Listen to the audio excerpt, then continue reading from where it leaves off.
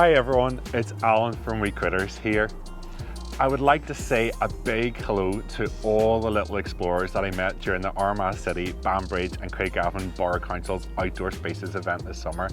I'm excited to celebrate the great outdoors and the amazing animals that we share our home with in a series of short videos. We Critters is a mobile, interactive animal education service. Unfortunately, many animals and plants are being driven to the brink of extinction, and we as a local company bring the wonder of wildlife to all the big and little explorers through our interactive sessions. We aim to provide a fun, memorable and educational experience with services including curriculum-based school talks, group visits, animal-assisted therapy and much more. When we think about endangered animals, you probably think about elephants, gorillas, rhinos, orangutans, polar bears, tigers, and many more recognizable species around the globe. But animals in danger are on our own doorstep as well, such as red squirrels and even our very own prickly hedgehogs. Let me show you now. The first street critter I have with me today is called Acorn, and Acorn is a little young native hedgehog. These guys obviously belong in the wild in our wee country, but unfortunately he was seen out during the day when he was about half this size. We stayed around to make sure that his mum wasn't about, and unfortunately she wasn't, so we had to take him in to hand rear him and feed him up. So hopefully after the winter's passed we can release him back into the wild in the springtime. Hedgehogs are amazing little mammals that come from across Europe, Africa and Asia. There's about 17 different species, and this is our common hedgehog, okay? There used to be 33 million of these guys across the whole of the UK and Ireland, but now there is only about 1 million. That sounds a lot, but believe it or not, that's a big drop. So these guys are in quite a lot of trouble in the wild. Now these mammals have a really cool way of protecting themselves. You can see Acorn here has a really prickly body, and his body is covered in hundreds if not thousands of little spikes.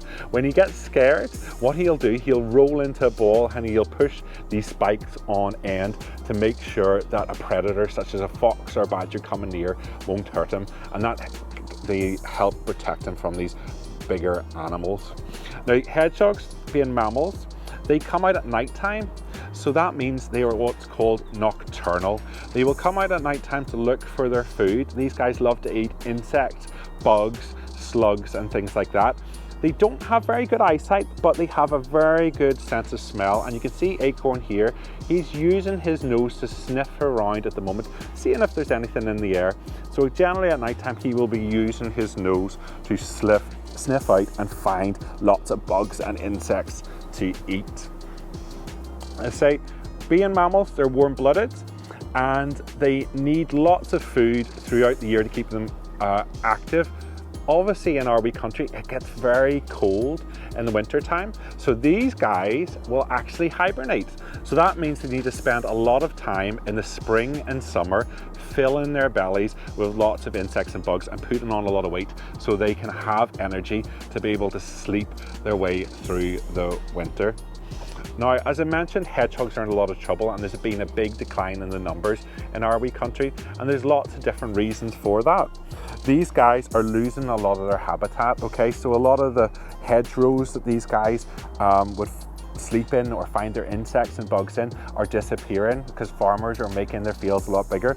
Lots of our gardens are so secure now that our fences are going down to the ground. The hedgehogs can't even get into our gardens to eat the slugs and bugs. Unfortunately, we've got lots of roads in our wee country and lots of traffic, and that means lots of hedgehogs unfortunately aren't very good at crossing the road, and they can get injured and hurt by the cars as well.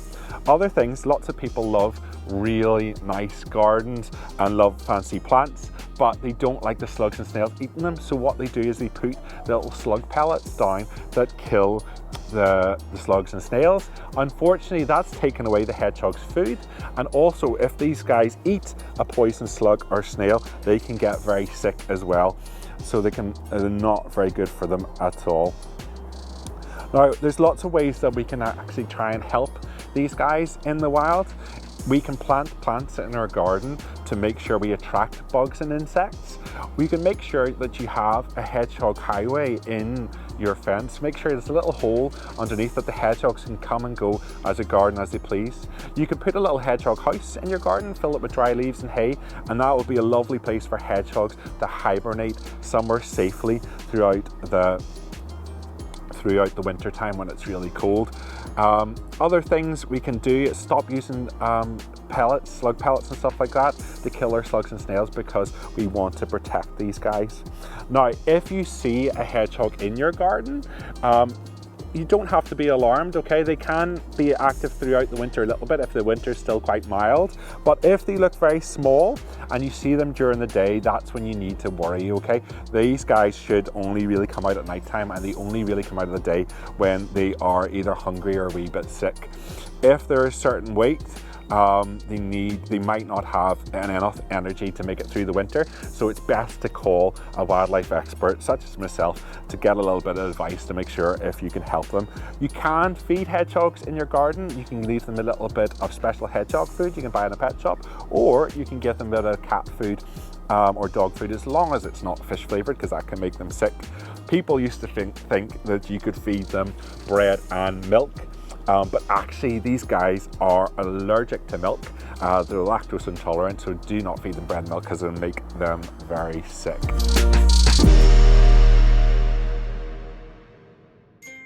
Here at We Critters, we are obviously passionate about wildlife, the environment and the great outdoors, but we are also big advocates for reading, which is why so many of our animal family are named after book characters, including Dobby the Owl, named after the character in Harry Potter, Bruno the Mouse, named after the character in Roald Dahl's Witches, and Peter the Rabbit.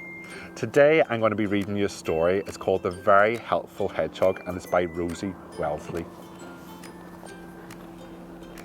Isaac the Hedgehog lived a quiet life under the tree by the paddock and never spoke to anyone. He never helped anyone, and no one ever helped him. He liked it that way. One afternoon he was feeling sleepy. He had been for a walk on his own, caught a grub and eaten it alone. Isaac had just settled down for a nap in a pile of old leaves when thud. Something had landed on his back, and he couldn't get it off. He tried to see it and tried again and tried some more. "What is it?" he cried. He looked up. An apple. It must be an apple, he thought. The apple was stuck. The apple was very stuck. The more Isaac tried to get it off, the more it stuck onto his back. Oh no, he thought, and he started to cry. I have no one to help me.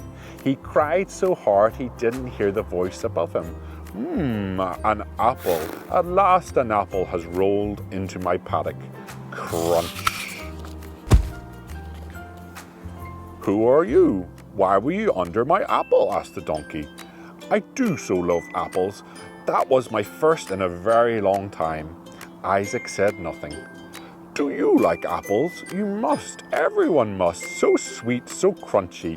Still Isaac said nothing. So the donkey kept talking.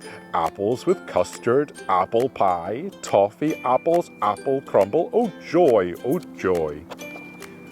Gala apples, Granny Smith, Irish peach, honey crisp, golden supreme, golden delicious, Braeburn, Bismarck, Johnalicious, Gilpin, Franklin, Cindy Red, Cox's orange and cat's head. Such feasts, such appley treats, so many different types to eat. Isaac still said nothing. Isaac didn't know what to say. He did not have any friends. He had never helped anyone until now. No one had ever helped him.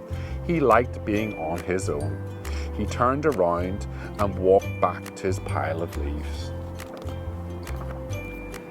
He was just getting comfortable when thud. Isaac looked at the apple. He thought about the donkey. He thought about how the donkey couldn't resist the apples. And then he thought, perhaps perhaps being alone isn't so great after all. I hope you enjoyed that book. A Little Explorers is one of my favorites, and I think it's really important to realize that it's really good to have friends and to help each other when we need to.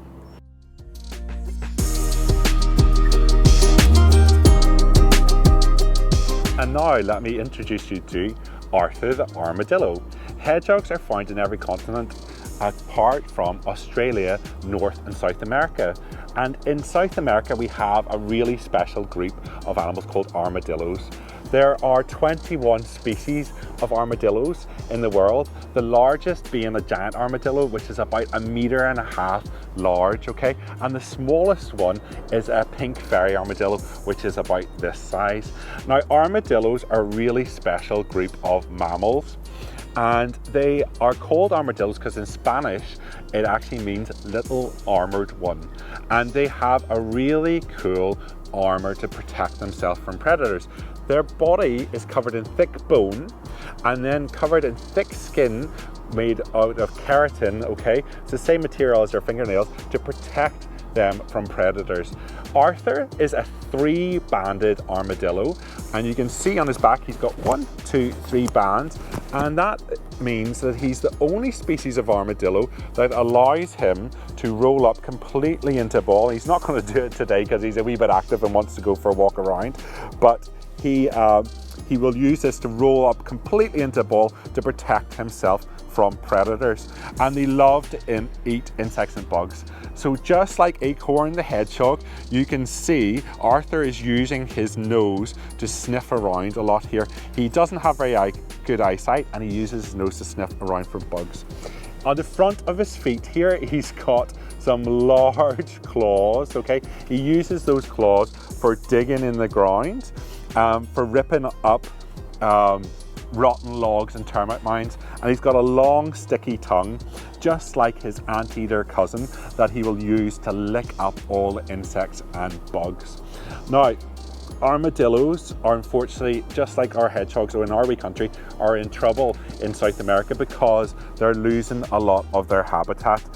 Lots of the rainforest and the dry grassland that they live on is disappearing, and we can actually make a big difference in our wee country to try and help these guys. Make sure that we're all recycling at home and doing our best to help conserve nature, because if we actually don't recycle, that means more trees in the rainforest and Amazon will be cut down to make paper for us. So it's really important that we recycle at home. Now, I mentioned he's got a long sticky tongue, just like an anteater. These guys actually are related to anteaters and sloths, so a really unusual group of mammals. So, little explorers, I hope you enjoyed meeting Acorn the hedgehog today and Arthur the 3-banded armadillo, and hearing our brilliant story about the helpful hedgehog. Come and join us again on our next video.